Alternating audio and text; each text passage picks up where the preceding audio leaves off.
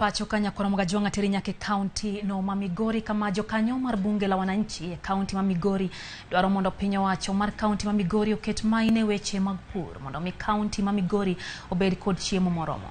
Kaka Jojo malero na koya kaonti no ywak mar jopiny ene okenge pok oket motegno kaonti no maneno ni chiemo obedo e yo makare.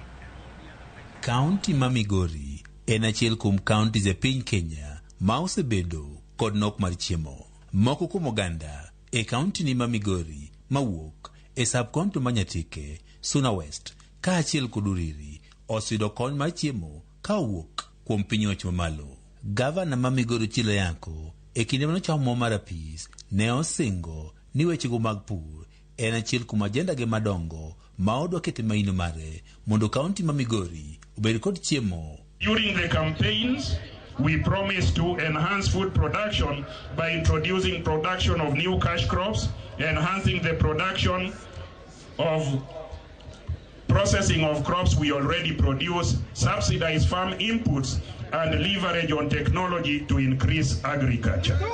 Kinde osekalo malo dweche ang'wen nyaka ne Ochilo donji apis kaka gavana kabende nitiere moko msingo manoketo e wechego mag pur ma osechopo kamoko to poko chopo. Strategies have been put in place and we are focusing and targeting to have 70,000 hectares under maize. We normally use our scale, maize. When we have maize, we have food. One gi programs ma support cash crops mopogre. Mokwongo wadwa chako gi oduma. Jokanyo mar bunge la wananchi e kaunti ma Migori koro osechako parone mondo jiw wechego mag pur mondo kaunti ma Migori obed kod chiemo moromo. Cereal ma Migori ka especially moromo wan ge Suna West ka onindo.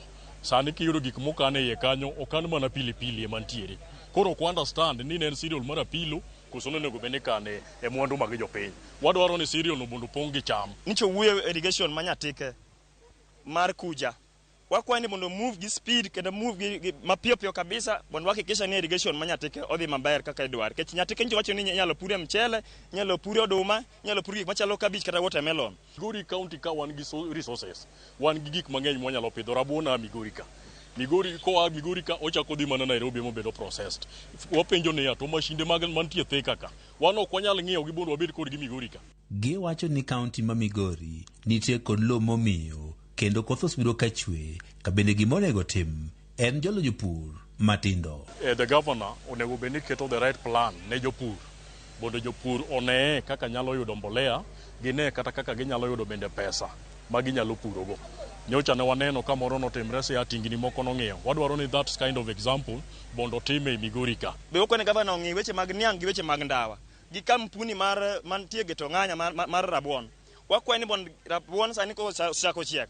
Gavana bondo hakikisha ni kampuni jatiyo bondo jopur joge we kwaro rabuon wakadero Nairobi kata Thika. Ntiere geto ng'anya sweet potato processing plant. Wantiere stage makoro wadwa ni mondo factory no mondo oyaw mondo jopur mapuro sweet potatoes ochak yudo kaka gidhi kelo gik magipuro no e factory to gidhi yudo go pesa bende. Ka opogore kod jiwechego mag pur e kaunti ma Migori, jokanyo mag bunge la wananchi e kaunti ni bende dwaro mondo koro piny owacho mar kaunti ma Migori koro manjo ket mwandu manyalo gero kembe mopogore opoge e kaunti ni mondo chuog tije ne ojende. Juma, Ramogi TV, Migori.